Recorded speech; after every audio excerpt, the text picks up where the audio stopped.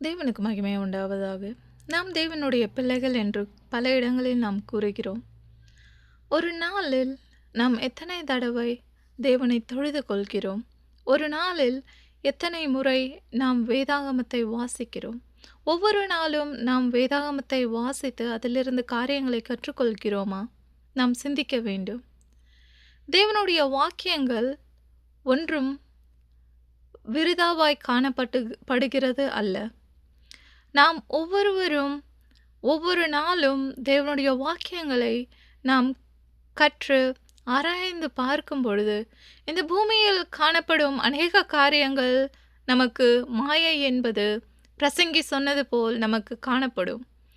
இந்த உலக வாழ்க்கையானது வெறும் மாயை.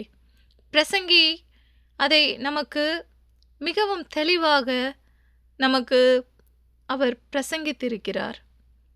நாம் இந்த மாயான வாழ்க்கையில் நம்முடைய ஜீவனை ரட்சிப்பதற்காக நாம் நம்முடைய வாழ்வை பூலோகத்தில் முடித்து பரலோகத்தில் செல்வதற்காக ஆயத்தமாகி கொண்டிருக்கிறோமா?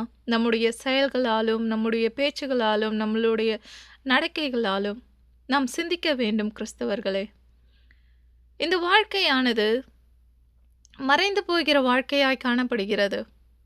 இந்த வாழ்க்கையில் நம் உலகத்திற்கு மட்டுமல்ல, நாம் தேவனுக்கும் பிரியமாய் நடக்க வேண்டும். நாம் நம்முடைய சொத்துக்களை இந்த பூலோகத்தில் அல்ல, பரலோகத்தில் சேர்த்து வைக்க வேண்டும். இந்த உலகத்தில் நம்மால் முடிந்தவற்றை நாம் பிறருக்கு உதவிகளை செய்து நம் தேவன் மகிமைப்படும்படி நாம் வாழ வேண்டும். அதை செய்கிறோமா? அப்படி நாம் இதுவரையில் செய்யவில்லை என்றால், கிறிஸ்தவர்களாகிய நம்முடைய கடமை பிறர்களுக்கு உதவி செய்வது. அவர்கள் எந்த மதத்தினராகவும் இருக்கலாம், எந்த ஜாதியை சேர்ந்தவர்களாக இருக்கலாம். ஆனால் கிறிஸ்தவர்கள் பரிசுத்த ஜாதியை கொண்டுடையவர்கள்.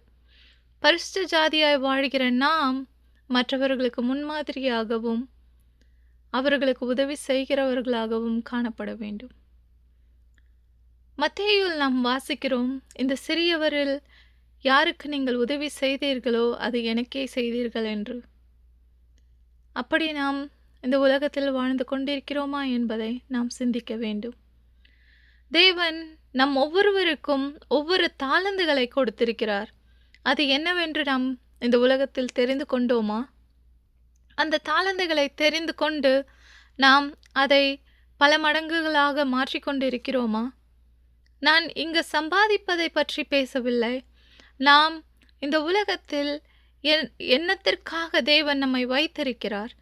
தேவனுடைய காரியங்களை நாம் தெரிந்து கொண்டு அதன்படி நாம் வாழ்ந்து கொண்டிருக்கிறோமா என்பதை நாம் சிந்திக்க வேண்டும்.